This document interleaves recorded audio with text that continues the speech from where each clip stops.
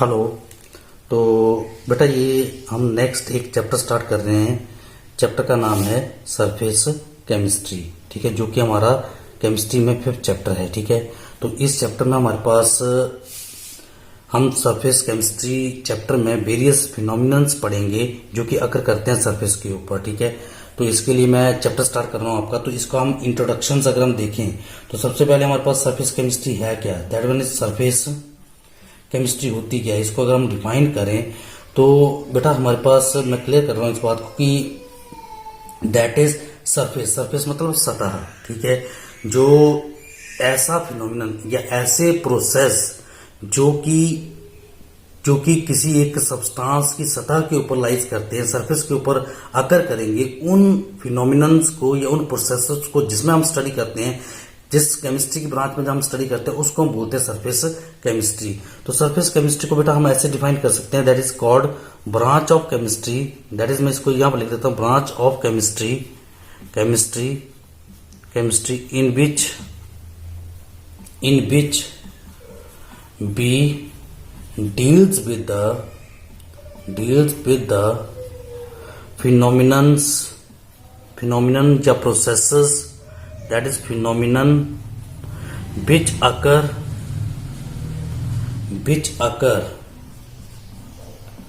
on the surface।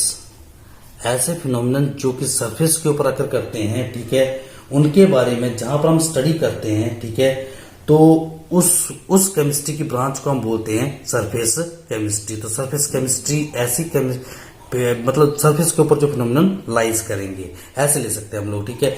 तो सबसे पहले अगली बात आ रही है कि सरफेस। अब मैं थोड़ी सी बात और अगर बेसिक चीज आपको बताऊं कि सरफेस अगर हम अपने सराउंडिंग में अगर देखें, ऑब्जर्व करें, तो हम सब्सटेंस को 3 स्टेट में पाते हैं। या तो वो आइदर सॉलिड होते हैं, या फिर लिक्विड होते हैं, या फिर गैस स्टेट में होते हैं हमारे पास, ठीक है। तो हमारे पास अगर हम सरफेस की बात करें तो सरफेस किसका होता है, सरफेस सतह जो होती है, तो आपने देखा होगा कि हमारे पास सॉलिड है, या हमारे पास सॉलिड है, लिक्विड है, या गैस है। तो सॉलिड, लिक्विड, गैस में हमारे पास, जैसे सॉलिड को अगर हम देखें, सॉलिड मतलब 3 स्टेट में हम 3 स्टेट में हम सब्सटेंस को पाते हैं, सॉलिड होगा, या लिक्विड होगा, या फिर गैस होगा। तीनों को हमने लोअर क्लासेस में डिफाइन किया हुआ कि सॉलिड के पार्टिकल जैसे क्लोजली पैक्ड होते हैं, लिक्विड में लूजली पैक्ड होते हैं, और गैस में वेरी लूजली पैक्ड होते हैं। तो जब क्लोजली पैक्ड होते हैं तो हमारे पास सॉलिड सब्सटेंस है तो उसकी कोई ना कोई सरफेस होगा, उसका सतह होगी, ठीक है। और वैसे लिक्विड्स की बात करें तो लिक्विड्स का भी सरफेस हमारे पास आता है, ठीक है। पर गैसेस जो है, वो गैस पार्टिकल जो एक गैस पार्टिकल दूसरे पार्टिकल्स के साथ इजिली मिक्सअप कर जाते हैं, इंटरमिक्सिंग हो जाती है, इसके कारण इस पर सरफेस लाइज नहीं करता है। तो मेरे बोलने का मतलब ये है कि सरफेस फिनोमिनन अकर करेंगे सॉलिड के ऊपर या लिक्विड्स के ऊपर, ठीक है। तो सॉलिड या लिक्विड, तो इसमें हमारे पास हम ले सकते हैं इसमें कि हमारे पास दैट सब्सटेंस जो है वो फिनोमिनन लाइज करेगा। ये फिनोमिनन जो है, ये प्रोसेस जो है वो लाइज करेंगे सॉलिड टू लिक्विड, जिसको मैं ऐसे लिख सकता हूँ, सॉलिड टू लिक्विड या लिक्विड टू सॉलिड, ठीक है। तो ये फिनोमिनन सॉलिड टू लिक्विड या लिक्विड टू सॉलिड्स अकर करेंगे। अभी फिनोमिनन है कौन कौन से जो कि सरफेस के ऊपर, किसी सब्सटेंस के ऊपर, सब्सटेंस के सरफेस के ऊपर लाइज करते हैं। जैसे हम एग्जांपल्स की बात करें, जैसे एक एग्जांपल जैसे कोरोजन है, कोरोजन्स हमारे पास एक फिनोमिनन हमारे पास आता है, ठीक है। कोरोजन्स क्या होता है बेटा, 10th क्लास में आप पढ़ के आए हो इसके बारे में। That is the slow eating of the metals in the presence of oxygen and moistures, ठीक है। तो उसको हम बोलते हैं that is called corrosions. And corrosions in case of iron is called rusting, उसको हम रस्टिंग बोलते हैं, जंग लगना, लोहे को जंग लगना। तो लोहे को जो जंग लगता है, वो जंग कहां पर लगता है, उसके सरफेस के ऊपर लगेगा, मतलब उसके सरफेस के पार्टिकल्स रिएक्ट करते हैं एटमॉस्फेयर के मॉइस्चर्स के साथ, ठीक है। तो क्रोजन एक सरफेस फिनोमिनन है, ठीक है, जो कि जिसके बारे में स्टडी हम इस चैप्टर में हम करेंगे, ठीक है। वैसे हम अगर एग्जांपल्स करें, जैसे कैटलिस्ट होते हैं, कैटलिसिस प्रोसेस होता है, ठीक है। कैटलिसिस मतलब दैट इज किसी रिएक्शन में हम कैटलिस्ट का यूज करते हैं, और कैटलिस्ट उसकी रिएक्शन की स्पीड को इंक्रीज करने का काम करता है, मतलब उसकी स्पीड को वो रेट ऑफ रिएक्शन को इंक्रीज करने का काम करता है। तो उस प्रोसेस को हम कैटलिसिस बोलते हैं। तो कैटलिसिस में जो कैटलिस्ट यूज किया जाता है, जो कि रिएक्टेंट की रेट ऑफ रिएक्शन को इंक्रीज करने का काम करता है, तो वो कैटलिस्ट क्या करते हैं, वो कैटलिस्ट क्या करेगा, उस रिएक्टेंट को अपने सरफेस के ऊपर एब्जॉर्ब कर लेता है, मतलब अपने सरफेस के ऊपर लाइज कर लेता है, ठीक है, और उसको कन्वर्ट कर देता है प्रोडक्ट में, ठीक है। तो ये कैटालिसिस भी एक सरफेस फिनोमिनन है, इसके बारे में भी हम इस चैप्टर में स्टडी करेंगे, ठीक है। इसके अलावा एक फिनोमिनन आता है दैट इज एड्सॉर्प्शंस, ठीक है। एड्सॉर्प्शन फिनोमिनन है जो मैं अभी आगे आपको पढ़ाऊंगा अभी, ठीक है। तो एड्सॉर्प्शंस वो भी एक सरफेस फिनोमिनन है जिसके बारे में हम यहाँ पर स्टडी करेंगे, ठीक है। और इसके अलावा कोलोइडल सॉल्यूशंस या कोलोइडल जो होते हैं दैट इज कोलोइडल, ठीक है। कोलोइडल जो आपके पास आता है, कोलोइड्स पढ़ने हमने, ठीक है। तो वो भी एक सरफेस फिनोमिनन है। तो इस चैप्टर में हमने ये 3-4 फिनोमिनन जो कि सरफेस के ऊपर लाइज करते हैं किसी सब्सटेंस के, इसके बारे में हम यहाँ पर स्टडी करेंगे, ठीक है। तो सबसे पहले अगर हम बात करें तो सबसे पहले हमारे पास जैसे आ रहा है कि हमारे पास सबसे पहला अगर हम क्वेश्चंस करें तो ये दैट इज एड्सॉर्प्शंस, एक सरफेस फिनोमिनन लिख रहा हूं, दैट वन इज एड्सॉर्प्शन, ठीक है। थोड़ा सा यहाँ ध्यान दोगे, मैं AAD लिखा हुआ है, एक होता है एब्जॉर्प्शन, एब्जॉर्ब करना, ठीक है, जिसको तो आप इसका इंग्लिश का वर्ड है एब्जॉर्ब करना, ठीक है। तो एब्जॉर्प्शंस का मीनिंग तो आप जानते हो, तो वो भी मैं आपको बताऊंगा।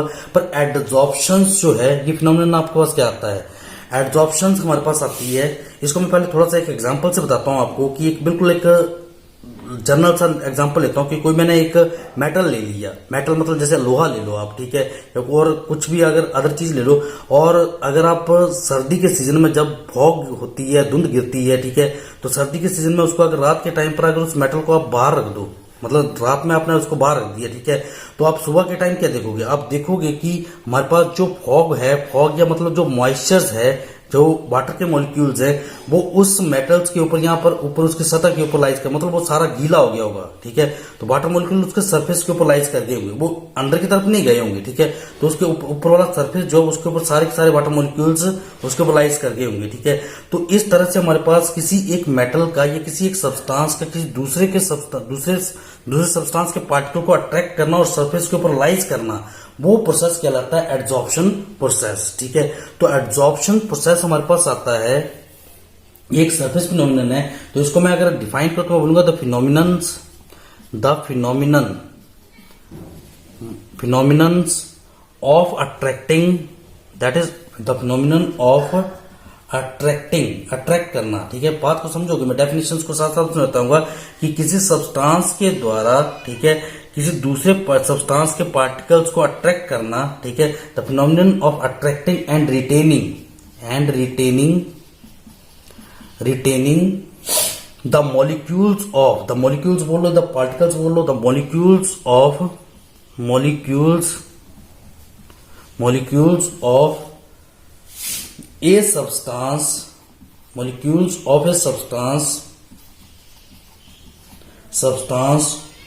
ऑफ किसके सब्सटेंस के, ठीक है, चाहे वो लिक्विड हो सकता है, चाहे वो सॉलिड हो सकता है, मॉलिक्यूल्स ऑफ सब्सटेंस, ठीक है, on the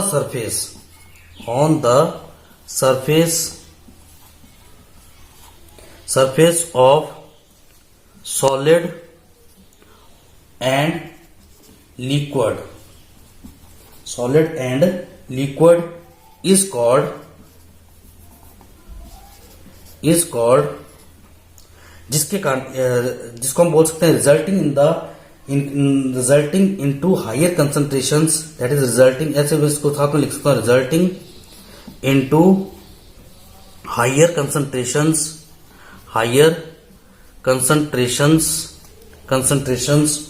on the higher concentration of molecule on the surface, ठीक है। मतलब इसके अकॉर्डिंग जैसे हमारे पास कि किसी एड्सॉर्प्शन प्रोसेस होता क्या है बेटा, एड्सॉर्प्शन मैंने जैसे अभी आपको एग्जांपल दिया कि किसी एक सब्सटेंस के द्वारा किसी दूसरे सब्सटेंस के मॉलिक्यूल्स या पार्टिकल्स को अट्रैक्ट करना, और अट्रैक्ट करने के बाद उनको अपने सरफेस के ऊपर रिटेन करना, मतलब रिटेन करने का मतलब उसको वहां से रिमूव नहीं, उसको पकड़ के रखना वहां पर, ठीक है, रिटेन करना, ठीक है, जिसके कारण हमारे पास कंसंट्रेशंस ऑन द सरफेस और concentration of that molecules on the surface of the substance is increase, is called adsorption process. उस प्रोसेस को हम एड्सॉर्प्शन बोलते हैं, ठीक है। मेरी बात समझा रही है कि ऐसा प्रोसेस या ऐसा फिनोमिनन जिसमें हमारे पास कि किसी एक सब्सटेंस के द्वारा किसी दूसरे सब्सटेंस के मॉलिक्यूल को अट्रैक्ट करना और अपने सरफेस के ऊपर रिटेन करना, ठीक है, जिसके कारण उस सरफेस के ऊपर उसकी उन मॉलिक्यूल की कंसंट्रेशन इंक्रीज कर जाए as compare to its bulk, उसका बल्क जो मतलब as compare to its bulk, ठीक है, that one is called its adsorption process, उसको हम एडजॉर्प्शन प्रोसेस बोलते हैं। मैंने बिल्कुल इजी एग्जांपल लिया था कि आप अगर धुंध में अगर कोई एक चीज रख दो, कोई सॉलिड चीज रख दो, तो आप देखोगे वो वाटर मॉलिक्यूल जो है वो उसमें वाटर मॉइस्चर जो है वो उसके सरफेस को मोलाइज कर जाएगा और उसका अंदर का सरफेस जो अंदर का बल्क जो है वो सूखा रहेगा, वहां पर पार्टिकल नहीं पहुंचेगा। तो वो प्रोसेस जो है वो प्रोसेस कहला रहा है एडजॉर्प्शन। अब अगली बात हमारे पास ये है कि यहाँ पर दो तरह के सब्सटेंस बन रहे हैं। एक सब्सटेंस ऐसा बन रहा है जो कि पार्टिकल्स को अपने सरफेस के ऊपर एब्जॉर्ब कर रहा है, ठीक है, और एक सब्सटेंस ऐसा बन रहा है जिसके पार्टिकल्स या जिसके मॉलिक्यूल एब्जॉर्ब हो रहे हैं, ठीक है। तो ऐसा सब्सटेंस जिसके ऊपर जिसके सरफेस के ऊपर मॉलिक्यूल एब्जॉर्ब हो रहे हैं, तो उसको तो बोलेंगे हम that one is called adsorbent, उसको हम एडजॉर्बेंट बोलते हैं, ठीक है, एडजॉर्बेंट, ठीक है, उसको हम एडजॉर्बेंट बोलते हैं, ठीक है। तो ध्यान रखोगे, ठीक है। और जिसके मॉलिक्यूल एडजॉर्ब होते हैं उसको हम बोलते हैं adsorbate, that one is called adsorbate. तो इसको हम बोलेंगे दैट इज एडजॉर्बेट, ये हमारे पास एडजॉर्बेट है। तो ऐसे हमारे पास दो डेफिनेशन, ये पूछा था कि एडजॉर्बेंट क्या होते हैं, एडजॉर्बेट क्या होते हैं, तो हम बोलेंगे the substance whose molecule adsorb, that is we can say that the substance whose molecule, the substance whose molecule adsorbed,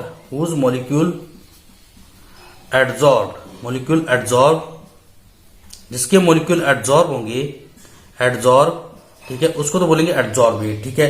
और जिसके ऊपर होंगे on which, that is the substance on which मैं इसे शॉर्ट करके लिख रहा हूं, ऑन विच मॉलिक्यूल एडजॉर्ब, जिसके ऊपर मॉलिक्यूल एडजॉर्ब होंगे, that is on which molecule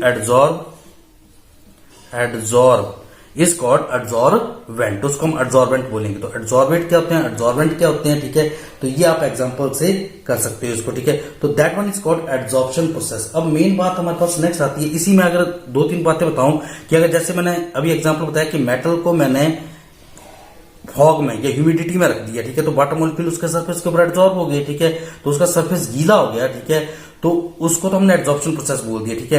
अगर मैं उस मेटल को धूप में रख देता हूं, सनलाइट में रख देता हूं, ठीक है, तो सनलाइट में जब रखूंगा तो सनलाइट में रखने पर क्या होगा, वो वाटर मॉलिक्यूल वहां से रिमूव कर जाएंगे, यहां से बाहर की तरफ निकल जाएंगे, ठीक है। मतलब जब टेम्परेचर को राइज करूंगा तो टेम्परेचर राइज करने पर जो सरफेस के ऊपर जो पार्टिकल्स एब्जॉर्ब हुए हैं वो सारे के सारे बाहर की तरफ रिमूव होना शुरू हो जाएंगे, ठीक है। तो उस remove of that is the process of removing, यहां पर मैं यहां पर लिख रहा हूं द प्रोसेस ऑफ रिमूविंग, यहां साइड में करके लिख देता हूं the process of removing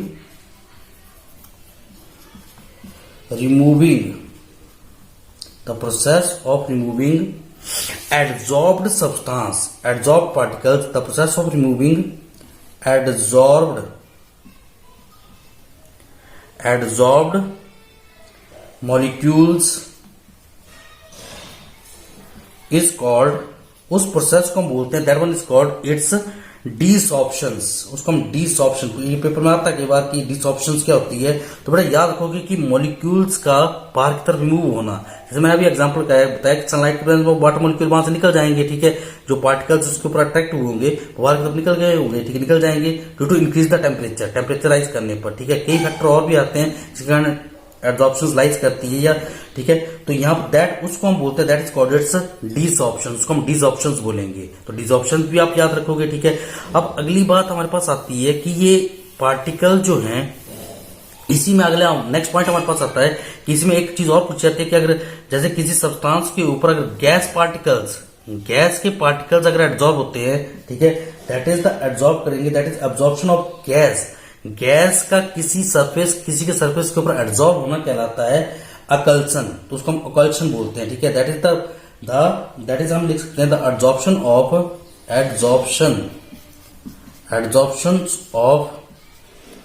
gas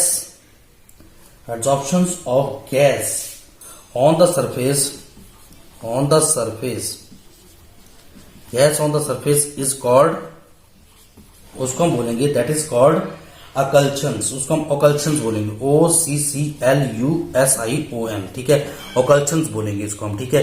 तो ये भी थोड़ा याद रखना, डिसॉर्शंस क्या होती है और ओकल्शंस क्या होती है। तो हमने अभी तक एड्सॉर्प्शन पढ़ा, एड्सॉर्बेंट पढ़े और उसके दैट इज एड्सॉर्बेट के बारे में बात की, ठीक है। इसके बाद बेटा नेक्स्ट हमारे पास आता है जैसे अब एड्सॉर्प्शंस, और एक होती है हमारे पास बेटा, अब अगली बात अगर हम करें तो अगली बात हमारे पास है कि पार्टिकल्स, किसी एक सब्सटेंस के पार्टिकल दूसरे सब्सटेंस के पार्टिकल्स के ऊपर, सरफेस के ऊपर एड्सॉर्ब हो क्यों रहे हैं, कि उसकी मैकेनिज्म्स क्या है, कि कैसे वो एड्सॉर्ब हो रही है, कैसे वो रिएक्शन हो रही है। तो उसकी अगर मैकेनिज्म्स की बात करें तो मैकेनिज्म्स में दैट इज, ये बात आप समझोगे यहां पर कि मैंने अभी कहा कि हमारे पास वो सब्सटेंस आइदर सॉलिड होगा या फिर लिक्विड होगा, जिसके ऊपर किसी दूसरे सब्सटेंस के पार्टिकल्स एब्जॉर्ब करेंगे, क्योंकि सॉलिड की सरफेस बनती है और लिक्विड्स है उसी की सरफेस बनती है, ठीक है। तो मैं मान लेता हूं कि यहाँ पर जैसे कोई एक मैंने सॉलिड ले लिया, ऐसे मैं इसको बता रहा हूँ, ऐसे सॉलिड ले लिया मैंने कोई एक बार, ऐसे साइज में बड़ा ले रहा हूँ, इसकी मैकेनिज्म्स की बात कर रहा हूँ। अब सॉलिड की बात करें तो इसके बीच में क्या होगा, पार्टिकल्स लाइज करेंगे, टीनेस्ट पार्टिकल जिसको हम एटम बोलते हैं, मॉलिक्यूल बोलते हैं, वो लाइज कर रहे हैं, ठीक है। और वो पार्टिकल क्लोजली पैक्ड है, ऐसे क्लोजली पैक्ड हो रही है, ठीक है, क्लोज पैक्ड हो रही है, ठीक है। अब एक पार्टिकल जो वो दूसरे पार्टिकल के साथ इंटरेक्शन शो करेगा, ठीक है, मतलब इसकी इंटरेक्शन इसके साथ भी होगी और इसके साथ, तो मतलब ये पहला पार्टिकल जो सेंटर वाला पार्टिकल है ये आपस में इंटरेक्शन शो करेंगे, ठीक है, ऐसे इंटरेक्शन होगी इसकी, ठीक है। मतलब ये वाला पार्टिकल, सेंटर वाला पार्टिकल जो वो चारों तरफ से इंटरेक्ट हो रहा है, जो सेंटर, ऐसा पार्टिकल जो किसी सॉलिड के सेंटर में है उसके इर्द गिर्द चारों तरफ से उसको पार्टिकल्स, उसके इर्द गिर्द पार्टिकल्स लाइज करेंगे, ठीक है, मॉलिक्यूल लाइज करेंगे, जिसके कारण उसकी इंटरेक्शन चारों तरफ से लाइज करेगी, मतलब ये इसको भी अट्रैक्ट करेगा, इसको भी, इसमें भी इंटरेक्शन करेगा, यहाँ भी इंटरेक्शन करेगा, यहाँ भी इंटरेक्शन करेगा, ठीक है। तो इसके कारण ये चारों तरफ से अगर इंटरेक्ट हो रहा है, ठीक है, तो ये स्टेबल पोजीशन पर आ जाएगा, किसी एक रेस्ट पोजीशन पर होगा, ठीक है। अब इसी पार्टिकल को अगर मैं सरफेस पर देखूं तो ऐसे सरफेस के ऊपर अगर ये पार्टिकल लाइज कर रहा है, ठीक है, तो इसके इर्द गिर्द एक पार्टिकल जैसे यहां पर होगा, एक यहां पर होगा, एक यहां पर होगा, ठीक है। तो इसमें इस पार्टिकल के साथ इसकी इंटरेक्शन होगी, ठीक है, ये इसको इंटरेक्ट करेगा, ये इसकी इंटरेक्शन इसके साथ लाइज करेगी, ठीक है, ये इसके साथ लाइज करेगी। तो जब एक तरफ से इसकी इंटरेक्शन लाइज करेगी तो इसके ऊपर जो टोटल नेट इंटरेक्शन होगी वो कहां होगी, वो इसके इर्द गिर्द इसके सेंटर की तरफ लाइज करेगी। मतलब ये क्या करेगा, इसके नजदीक कोई अगर बाहर से कोई पार्टिकल आएगा तो उस पार्टिकल को अपनी तरफ खींचने की कोशिश करेगा। क्यों खींचने की कोशिश करेगा, क्योंकि सरफेस का पार्टिकल जो है वो बाकी नीचे जो पार्टिकल्स लाइज कर रहे हैं उसके सॉलिड में, वो अपनी तरफ उसको इंटरेक्ट कर रहे हैं। अगर इंटरेक्ट कर रहे हैं तो उसकी इंटरेक्शन जो है उसके ऊपर नेट फोर्स जो अपने इंटरनल लग रही है, जिसके कारण उसके सरफेस के ऊपर कोई अगर पार्टिकल आएगा तो उसको अपनी तरफ अट्रैक्ट करना शुरू कर देगा वो, ठीक है। और उसके ऊपर अट्रैक्शन लाइज करने के कारण concentrations of the other particles, मतलब जो उसके नजदीक आएंगे मॉलिक्यूल्स, उनकी कंसंट्रेशन उसके सरफेस के ऊपर इंक्रीज करना शुरू कर जाएगी। मतलब यहाँ पार्टिकल्स लार्ज अमाउंट में लाइज करना शुरू कर देंगे as compare to its other space, मतलब और जगह के अलावा, ठीक है। तो कंसंट्रेशन इसकी जब यहां पर बढ़ जाएगी तो पार्टिकल्स इसके सरफेस के ऊपर एब्जॉर्ब होना शुरू हो जाएंगे और इसी फिनोमिनन को हम एब्जॉर्प्शन बोलते हैं। तो मैकेनिज्म में बेटा आपने याद रखना है कि सरफेस फिनोमिनन के ऊपर, सरफेस के ऊपर जो पार्टिकल्स लाइज कर रहे हैं उनके ऊपर इंटरेक्शन जो इनवार्ड लगी होती है, क्योंकि वो इनवार्ड पार्टिकल्स उसके इंटरेक्ट कर रहे होते हैं, ठीक है, जो जिसके कारण उसकी नेट इंटरेक्शन जो वो अंदर की तरफ लगती है और पार्टिकल्स उसके सरफेस के मॉलिक्यूल के नजदीक जब आएगा तो उसको वो अपनी तरफ अट्रैक्ट करना शुरू कर देगा। तो मैकेनिज्म में हम इस चीज को इस तरह से समझ सकते हैं, ठीक है। अब इसके बाद अगली बात जो है हमारे पास, वो हमारे पास आती है इसमें कि दैट इज, एक फिनोमिनन होता है बेटा एड्सॉर्प्शंस और एक होता है इसमें एब्जॉर्प्शंस। यहां पर लिख रहा हूं एब्जॉर्ब करना, एब्जॉर्प्शन, मैं दोनों में यहां पर बात कर रहा हूं कि दैट इज, यहां पर मैं इसको कंपैरिजन में बता रहा हूं कि एड्सॉर्प्शंस है, ठीक है, एक एड्सॉर्प्शंस है और एक आता है बेटा, थोड़ा सी ढंग से लिखता हूं इसको, दैट इज यहां पर करके लिखता हूं, दैट इज एक आ रहा है एड्सॉर्प्शन और एक हमारे पास होता है एब्जॉर्प्शन, एब्जॉर्प्शंस। दोनों में अगर डिफरेंस देखें तो इसमें डी है और इसमें बी है। ये तो हमने जो वर्ड्स लिखा उसके ऊपर डिफरेंस है कि एक एडजॉर्प्शन है और एक एब्जॉर्प्शन है। दोनों में डिफरेंस क्या होता है, दोनों में डिफरेंस ये आता है कि हमारे पास एडजॉर्प्शन जो है उसमें हमारे पास, अभी मैंने बात की कि हमारे पास किसी एक मेटल के या किसी एक सॉलिड के सरफेस के ऊपर किसी अदर सब्सटेंस के पार्टिकल्स का रिटेन होना, अट्रैक्ट होना और कुछ टाइम तक रहना, ठीक है, और उसका अंदर की तरफ नहीं पहुंचना, मतलब उसका बल्क तक नहीं जाना, बल्क होता है इसका इंटरनल तक, उसके सिर्फ उन पार्टिकल की कंसंट्रेशन का सरफेस के ऊपर इंक्रीज करना, ठीक है, तो वो तो कहलाया एड्सॉर्प्शन, ठीक है। और एब्जॉर्ब करना, समाना, किसी एक चीज में किसी दूसरी चीज के पार्टिकल का पूरी तरह से समाना। अगर वो पार्टिकल्स अगर किसी सब्सटेंस के अंदर तक एब्जॉर्ब कर जाते हैं, मतलब एक दो पार्टिकल्स का मिक्सेशन जो है वो अगर इंटरनल तक हो जाता है, अंदर की तरफ हो जाता है, बल्क तक अगर एब्जॉर्ब कर जाते हैं तो वो सब प्रोसेस कहलाएगा एब्जॉर्प्शन। उसको हम एब्जॉर्ब करना बोलेंगे। जैसे आप स्पंज ले लो, रुई ले लिया आपने, स्पंज को अगर इंक के ऊपर रखो तो वो इंक को सोख लेता है, ठीक है। तो सोखने के कारण वो उसके इंक के पार्टिकल्स उसके अंदर तक चले जाते हैं, ठीक है। तो वो इंक के पार्टिकल जब अंदर तक गए तो वो प्रोसेस कहलाया एब्जॉर्प्शन। उसको हम एब्जॉर्प्शन बोलेंगे, एब्जॉर्ब करना, ठीक है। और एब्जॉर्प्शन केवल हमारे पास एक सरफेस फिनोमेना है, जिस पार्टिकल जो है वो इसके सरफेस के ऊपर लाइज करते हैं, ठीक है। तो हमारे पास अगर मैंने डिफरेंशिएट करना हो तो मैं ये बोलूंगा कि it is the surface phenomenon, ये एक सरफेस फिनोमेनन है, ठीक है। That is the concentration of the particles increase on the surface, ठीक है। Whereas it is a bulk phenomenon. Bulk phenomenon मतलब इसमें पार्टिकल्स की कंसंट्रेशन जो है वो लाइज करेगी, वो इंक्रीज करेगी surface as well as in its bulk, इसके बल्क में भी इंक्रीज करती है, ठीक है। तो इसको हम एब्जॉर्प्शन बोलेंगे। तो इसका डिफरेंस के आप 2-3 पॉइंट ले सकते हो कि एब्जॉर्प्शंस एंड एब्जॉर्प्शंस को आप ले सकते हो, ठीक है। तो इसमें कंसंट्रेशन बल्क तक लाइज करे, मतलब इंक्रीज कर जाएगी, और इसके बाद सरफेस के ऊपर पार्टिकल की कंसंट्रेशन इंक्रीज करेगी, ठीक है। तो इस तरह इसके ऊपर बेस्ड हम एब्जॉर्प्शन एंड एब्जॉर्प्शंस को डिफरेंशिएट कर सकते हैं। इसके 1-2 पॉइंट आप और भी ले सकते हो इसके, ठीक है। तो इसके अलावा अगर हम बात करें, अब कुछ एक सब्सटेंस होते हैं बेटा जो कि पार्टिकल्स को एब्जॉर्ब भी करते हैं और एब्जॉर्ब भी करते हैं, ठीक है। अब मैं ये बात कर रहा हूं, ये आप कंफ्यूज नहीं होना इसके ऊपर कि मेरे बोलने का मतलब ये है कि जैसे हम बात करें कि हाइड्रोजन है, जैसे हाइड्रोजन गैस ले लेते हैं, ठीक है। हाइड्रोजन गैस को हाइड्रोजन गैस की अगर बात करें तो हाइड्रोजन गैस एक चारकोल होता है, दैट इज चारकोल, ठीक है। चारकोल के कांटेक्ट में जब हाइड्रोजन गैस आती है तो क्या होता है कि उस चारकोल, पहले तो वो हाइड्रोजन गैस के पार्टिकल जो वो उसके सरफेस के ऊपर रिटेन होते हैं, सरफेस के ऊपर रिटेन हो जाएंगे, ठीक है। फिर क्या होगा, वो सरफेस के ऊपर रिटेन होने के कारण वो तब तो उसकी हुई एड्जॉर्प्शंस, तब तो क्या लाई वो एड्जॉर्प्शंस, ठीक है। फिर हाइड्रोजन के पार्टिकल धीरे धीरे स्लोली जो है वो इसके बल्क तक जाना शुरू कर देते हैं, मतलब उसमें समाना शुरू कर देते हैं, अंदर की तरफ चले जाते हैं। तो उसके बाद वो उसमें एब्जॉर्ब कर जाते हैं, तो उसमें एब्जॉर्प्शन प्रोसेस भी होना शुरू हो जाता है। तो ऐसा प्रोसेस जिसमें एड्जॉर्प्शन और एब्जॉर्प्शन दोनों ही लाइज करते हैं, उस प्रोसेस को हम बोलते हैं सॉर्प्शंस, दैट इज कॉल्ड इट सॉर्प्शंस। याद रखना, पेपर में पूछा जाता है सॉर्प्शंस क्या होती है, SORPTION, ठीक है। तो इसको हम PTION, इसको यहां लिख देता हूं, दैट मीन ऊपर करके लिखता हूं, दैट इज सॉर्प्शंस, ठीक है।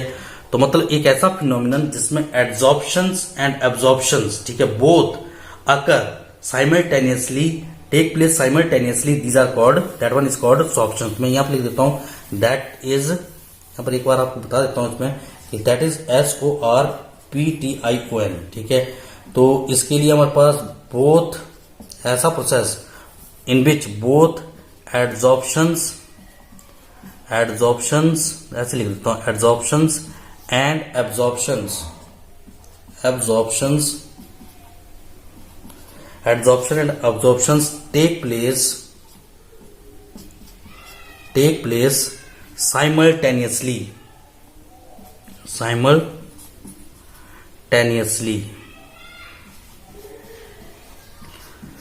एक साथ दोनों ही अगर करेंगे तो that process is called sorptions. और भी बहुत सारे एग्जांपल है, जैसे हमारे पास कॉटन फाइबर होता है, कॉटन फाइबर जो होता है उसके ऊपर डाई जो कलर डाई होती है, ठीक है। डाई को जब हम कॉटन फाइबर जो रुई होती है आपके पास, कॉटन फाइबर जो होता है उसके कांटेक्ट में लाते हैं, तो उसमें पहले तो उसके सरफेस के ऊपर वो एब्जॉर्ब करेगी, ठीक है। फिर धीरे धीरे वो डाई जो है वो उसके अंदर बल्क तक जाना शुरू कर देगी, तो उसमें आपके पास कॉटन, उस प्रोसेस को हम बोलेंगे that is called it's sorptions process, वो सॉर्प्शंस प्रोसेस कहलाता है। लास्ट में अपनी बात को अगर मैं कंक्लूड करूं तो हमने आज 3 प्रोसेस पढ़े, एक पढ़ा एब्जॉर्प्शंस, एक पढ़ा एब्जॉर्प्शंस और एक पढ़ा सॉर्प्शंस, ठीक है। तो तीनों को अगर मैं एक डायग्राम की हेल्प से अगर आपको बताऊं तो हम ऐसे कर सकते हैं कि जैसे मेरे पास सपोज जैसे ये सब्सटेंस है कोई, ठीक है। तो हमारे पास अगर बात करें एब्जॉर्प्शंस में हमारे पास पार्टिकल्स लाइज करते हैं सरफेस के ऊपर, ठीक है। तो इसमें हम ले सकते हैं कि जैसे एब्जॉर्प्शंस में ये सरफेस फिनोमिना, तो इसके पार्टिकल्स इसके सरफेस के ऊपर लाइज करेंगे, ठीक है। तो इसके पार्टिकल्स को मैं ऐसे शो कर सकता हूँ, ठीक है। ऐसे मेरे पास पार्टिकल्स को मैं यहाँ पर शो कर रहा हूँ, ठीक है। तो यहाँ पर दैट वन इज कॉल्ड, इस प्रोसेस को तो हम बोलेंगे एड्जॉर्प्शंस, एडजॉर्प्शन, ठीक है।